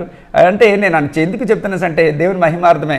అలాగే మంచి గృహాన్ని ఇవ్వడం జరిగింది, అలాగే మంచి ఒక కారు ఇవ్వడం జరిగింది, మంచి ఆరోగ్యాలు ఇచ్చాడు. నా తల్లికి బీపీలు షుగర్లు కానీ థైరాయిడ్లు ఏమీ లేవు, అలాగే నాకు కానీ లేకపోతే నా కుటుంబం కానీ అలాంటి మరి కోట్ల కంటే విలువైనటువంటి ఆరోగ్యాన్ని ఇచ్చాడు. అన్నిటికంటే విలువైనది ఏంటంటే తన ఆత్మీయ స్థితిని నాకు ఇవ్వడం జరిగింది. అనేక మంది నరకానికి వెళ్ళిపోతున్నారు ప్రభువా, అనేక మంది నరకానికి వెళ్ళిపోతున్నారు. మరి నిజం తెలుసుకోవాలి ప్రభువా, ఇంకా నువ్వు ఎలా వాడుకో ప్రభు అని చెప్పి నేను సిద్ధంగా ఉన్నానని చెప్పేసి అనేటప్పుడు దేవుడు నా కుమారుడా నేను భూ దిగంతాల వరకు కూడా నేను తీసుకుని వెళ్తానని చెప్పేసి ఆయన వాగ్దానం చేయడం జరిగింది ప్రియులరా.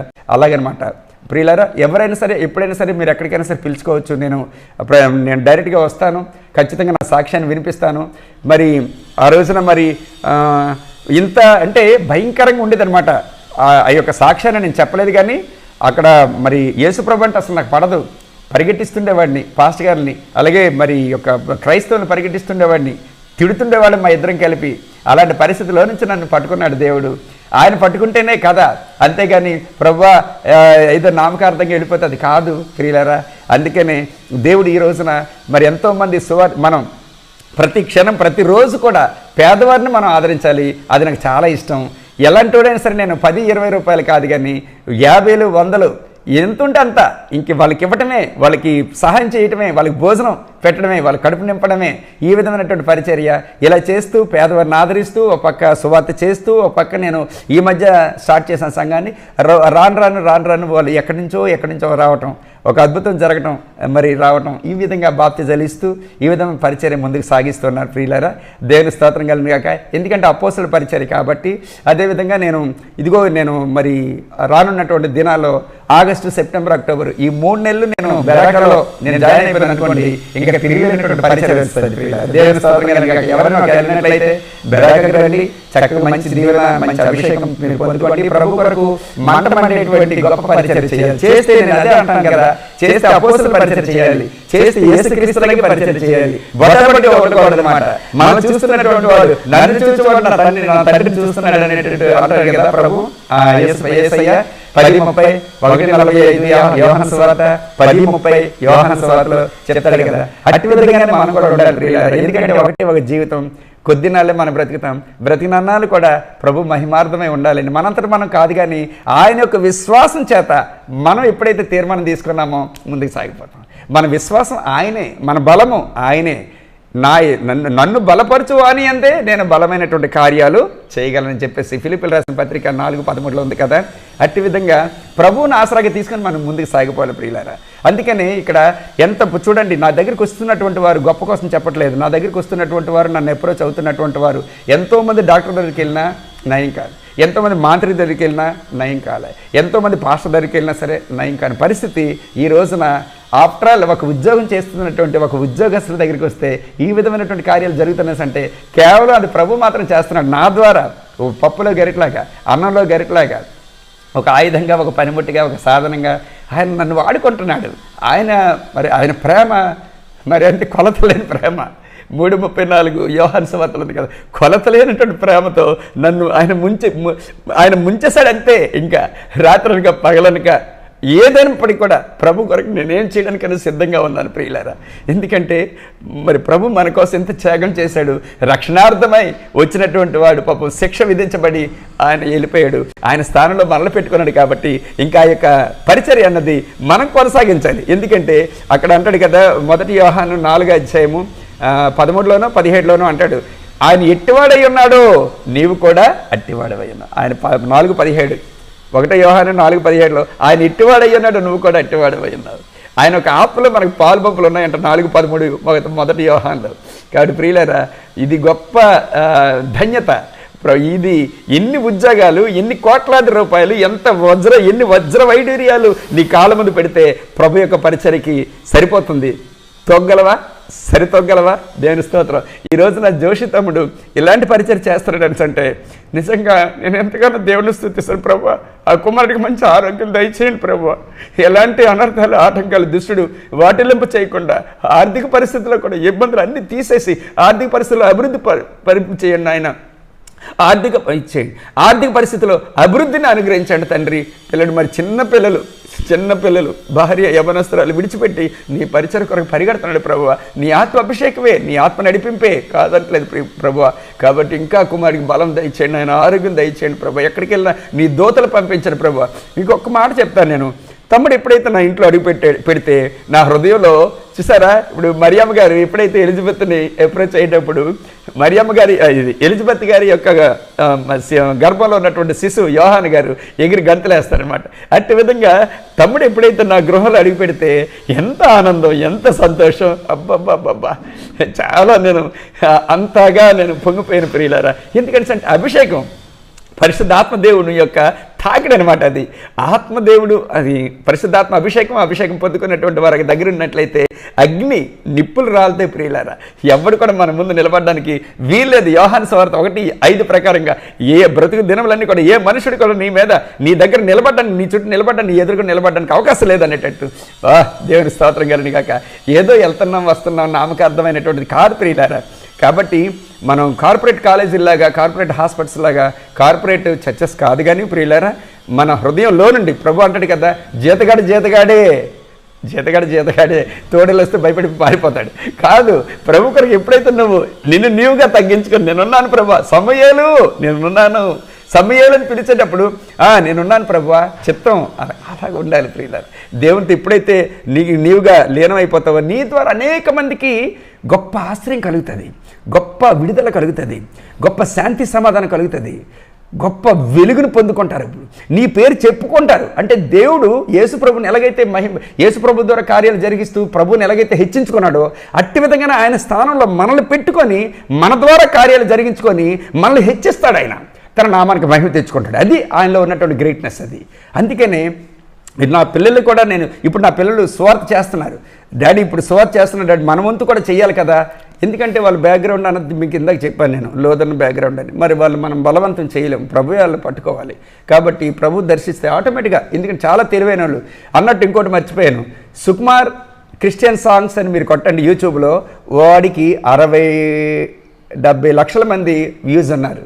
సుకుమార్ క్రిస్టియన్ సాంగ్స్ అని కొడితే మరి చాలామంది ఫేవరెట్స్ ఉన్నారు వాడికి. అలాగే దేవుని ఫేవరెట్ కూడా మంచి చర్చ అప్పచెప్పాను వాడికి, బాబుకి. మరి కోడలు మంచి అమ్మాయి, అలాగే కూతురు కూడా షైని, చాలా బుద్ధిమంతురాలు. అందరూ కూడా పిల్లలు ముగ్గురు కూడా. అలాగే నా కూతురు లాంటి కోడలు నాకు దేవుడిచ్చాడు, అదేవిధంగా నా కొడుకు లాంటి అల్లుడు కూడా నాకు రావాలని చెప్పేసి నా వాంఛ. దేవదత్తలు తీసుకొస్తాయి ఎవరి కోసం. వాక్యం ఉంది కదా, దేవుడు తన్ను ప్రేమించినటువంటి వారికి ఏది భద్రపరిచాడో అది కంటికి కనబడదు, చెవులకు వినబడదు, హృదయానికి కూడా గోచరం కాదు. అట్టి విధంగా అభిషేకించుకున్నటువంటి వారికి ఏమి దాచో అది అద్భుతం. అది దేవుని స్తోత్రం కలుగును గాక. We can't express in our words in the mighty name of Jesus. Amen, hallelujah. మంచిది ప్రియులారా, ఇంకెన్నెన్నో విషయాలు ఉన్నాయి. మరి ఇప్పటికే సమయం అతీతమైంది. మన పిల్లలందరినీ కూడా దేవుని కొరకు మనం పెంచాలి. మన కుటుంబీకులు కూడా దేవుని కొరకు సాగాలి. దేవుని అంటాడు కదా, నాకు మీరు వేరుగా ఉండి ఎక్కడికి పోలేరు చేసి 15:5 యెషయా గ్రంథం. ఇది మన యోహాను సువార్త 15 అధ్యాయం 5వ వాక్య ప్రకారంగా నాకు మీరు వేరుగా ఉండి ఏమీ కూడా చేయలేరని చేశాను. దేవుని స్తోత్రం కలుగును గాక. ప్రతిదీ కూడా తెల్లవారు లేచిన దగ్గర నుంచి మనం ఆయనకి అప్పచెప్పేసుకుంటే ఆయన నడిపిస్తాడు. మన ఊరికినే మన పరిచయ కొరకు మనం ఏం పాడుపడవసరం లేదు. మన దర్జా కారులో కూర్చుంటే కార్ డ్రైవర్గా ఎలాగైతే తీసిపోతాడో అట్టి విధంగా ఆయన మనలో ఉంటున్నాడు కాబట్టి, మనతో ఉంటున్నాడు కాబట్టి, మన యొక్క ఆత్మ ద్వారా మన యొక్క శరీరం ఆయన ఆలయం ఉంది కాబట్టి, మన ఆలయంలో ఆయనే మన ద్వారా మన చేతులు వాడుకుంటాడు, నోటును వాడుకుంటాడు, మన శరీరాన్ని వాడుకుంటాడు, మనకి ఆయనకి మహిమ తెచ్చుకుంటాడు, మనల్ని హెచ్చిస్తాడు ప్రియులారా. ఇదే సింపుల్. పరిచర్య అంటే పెద్ద ఊరికినే కడుపు మార్చేసుకొని బైబిల్ చదివేసి నో. ఆయన ఇచ్చిన మాటను మనం పట్టుకుంటే చాలు. ఆ మాట ఆ యొక్క వేరు అన్నది పట్టుకొని మనం ముందుకు సాగిపోతే చాలు. ప్రభా, నాకు బదులుగా యేసుక్రీస్తుని బట్టి, యేసుక్రీస్తు మాటను బట్టి కార్యం జరిగింది, యేసుక్రీస్తు యొక్క విశ్వాసం బట్టి కార్యం జరిగింది, యేసుక్రీస్తు యొక్క పరిశుద్ధతను బట్టి నీ కార్యం జరిగింది. అందుకే నీ పరిశుద్ధత, నీ జ్ఞానం, నీ ఆలోచన, నీ తలంపు ఎందుకు పనికిరావు? దేవుని స్తోత్రం కలుగును గాక. హల్లెలూయా. అంతే కదా, యేసుక్రీస్తు యొక్క విశ్వాసం. అందుకంటే కొరింథీయులకు రాసిన పత్రికలో ఉంది, అది 1వ అధ్యాయంలో ఉంది. ఆయన యొక్క విశ్వాసమును బట్టి మీరు ముందుకు సాగుతున్నారు ఆయన. కాబట్టి దాన్ని బట్టి ఎప్పుడు కూడా మనం ముందుకు సాగేటప్పుడు ప్రభువుకు మహిమ వస్తుంది. ఎన్నెన్నో, ఎందుకంటే అపవాది ఎప్పుడు బాణాలు వేస్తూనే అంటాడు కదా, మీరు పోరాడుతున్నది ప్రధానులతోనూ అధికారులతోనూ ఆకాశ మండలమందు ఉన్నటువంటి దురాత్మల సమూహంతో మీరు పోరాడుతున్నారు, శరీరంతో కాదు. అందుకనే విశ్వాసం అనేటువంటి విశ్వాసాన్ని ధరించాలి. అలాగే మరి అన్నిటికంటే మించినటువంటి అదే విశ్వాసం అనేటువంటిది మనం ధరించుకున్నప్పుడు ముందుకు సాగిపోవచ్చు. కింద ఫోన్ నెంబర్ ఉంది ప్రియులారా, ఎవరైనా సరే మీరు ఫోన్ చేసి ప్రేయర్ చేయించుకోవచ్చు చక్కగాను. అయితే శుక్రవారం, మంగళవారం నేను పొద్దుటి నుంచి రాత్రి వరకు కూడా మంచినీళ్ళు కూడా నేను ముట్టుకోను. ఆ యొక్క 2 దినాలు విడిచిపెట్టేసండి.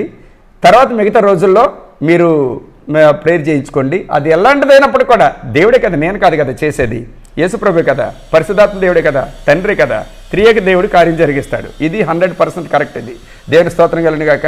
మీరు వచ్చినా, ఈ చుట్టుపక్కల ఏరే వాళ్ళు ఎవరైనా వచ్చినా రావచ్చు. నా ఫోన్ నెంబర్కి ఫోన్ చేసి ప్రేయర్ చేసుకోవచ్చు, ప్రే చేయించుకోవచ్చు, మీరు రావచ్చు. దేవుని స్తోత్రం కలుగును గాక. అదేవిధంగా ప్రతి శనివారం సాయంత్రం 6:30 గంటలకి బర్నింగ్ ఫైర్ మినిస్ట్రీ VZM అని చేసి మన టీవీలో వస్తాను, ఆరాధన టీవీ ఛానల్లో. చేయండి, అది చూసినా పర్వాలేదు. దేవుని స్తోత్రం కలుగును గాక. చూస్తూ ఉండండి, అనేక మందికి షేర్ చేస్తూ ఉండండి, పరిచయం చేస్తూ ఉండండి. ఇంకా సాక్ష్యాలు అనేకమైన ఉన్నాయి, అవన్నీ చెప్పడానికి టైం కొద్ది చాలదు కాబట్టి సింపుల్గా చెప్పడం జరిగింది. ఇవన్నీ కూడా లైవ్ విట్నెస్లే, ఇవన్నీ పబ్లిక్లో జరిగినటువంటివి. శవాలు లేవడాల్సి అంటే మామూలు సామాన్యమైన విషయం కాదు కదా. ఎంతో అభిషేకం ప్రభువు డైరెక్ట్గా వస్తేనే కానీ. ఇది మా విజయనగరం జిల్లాకి ఛాలెంజ్ అనమాట. ఈ రోజున 6 సంవత్సరాలు పూర్తి అయిపోయి 7వ సంవత్సరం నాడు 7వ సంవత్సరంలోకి అడుగు పెట్టడం అంటే విజయనగరం జిల్లాలో ఛాలెంజ్ పూర్వకంగా దేవుడు నన్ను వాడుకుంటున్నాడు ప్రియులారా. ఇది నా ఘనత, నా మెప్పు, నా గొప్పతనం కాదు. అలాగే ఇది చిన్న పిల్లోడు వచ్చేమో చెవిలో వేసేసుకున్నటువంటి చిన్నది, ఇది బఠానీ. అక్కడ డాక్టర్ గారు ఎక్స్రే తీస్తే అందులో ఉందంట. ఆ మరుసటి రోజు చెల్లి చెప్పిందంటే ఇలాగ అయ్యగారికి ప్రార్థన చేద్దామని అంటే, అయ్యగారు ఏం చేయగలరు, డాక్టర్ గారు చేయలేనప్పుడు అని చెప్పి వాళ్ళ అక్క విశ్వాసంతో అనేటప్పుడు, లేదు ఖచ్చితంగా అవుతుంది అమ్మ, మీరు డబ్బు కుదుర్చుకుంటారండి, రేపు మార్నింగ్ ఆపరేషన్ చేద్దాము అని చెప్పి అన్నారండి డాక్టర్ గారు. ఈలోగా ఎప్పుడైతే నాకు ఫోన్ చేసి చేస్తున్నటువంటి ఈ యొక్క ప్రార్థన చేయించుకుంటే వెంటనే ఈ మరలా ఎక్స్రే తీసేసరికి ఆ బఠానీ గింజమా లేదు. ఇలాగ ఇన్స్టెంట్ మిరాకిల్స్ ఎన్నెన్నో జరుగుతాయి ప్రియులారా. అంతా కూడా ప్రభుకే మహిమ ఘనత ప్రభావాలు కలిగిన గాక. ఏ మనుషుడికి కూడా దక్కకుండాను గాక. యేసు నామములో ఈ మాటలు అనేవి ఇలాగ ఎన్నెన్నో మనం చెప్పుకుపోవచ్చు. అయితే ఈ రోజున ఈ సమయం నాకు అవకాశం ఇచ్చినటువంటి మరి తమ్ముడు జోషి తమ్ముడికి నా ప్రత్యేకమైనటువంటి మరొకసారి నా కృతజ్ఞత వందనాలు చెల్లించుకుంటూ పరిశుద్ధాత్మ దేవునికి నా కృతజ్ఞతాస్తుతులు చెల్లించుకుంటూ ఓపికగా విన్నటువంటి మీ అందరికి కూడాను పేరు పేరున నా కృతజ్ఞత వందనాలు చెల్లించుకుంటూ ఈ నా మాటలు నేను ముగిస్తూ ఉన్నాను. దేవుడు మిమ్మల్ని అందరినీ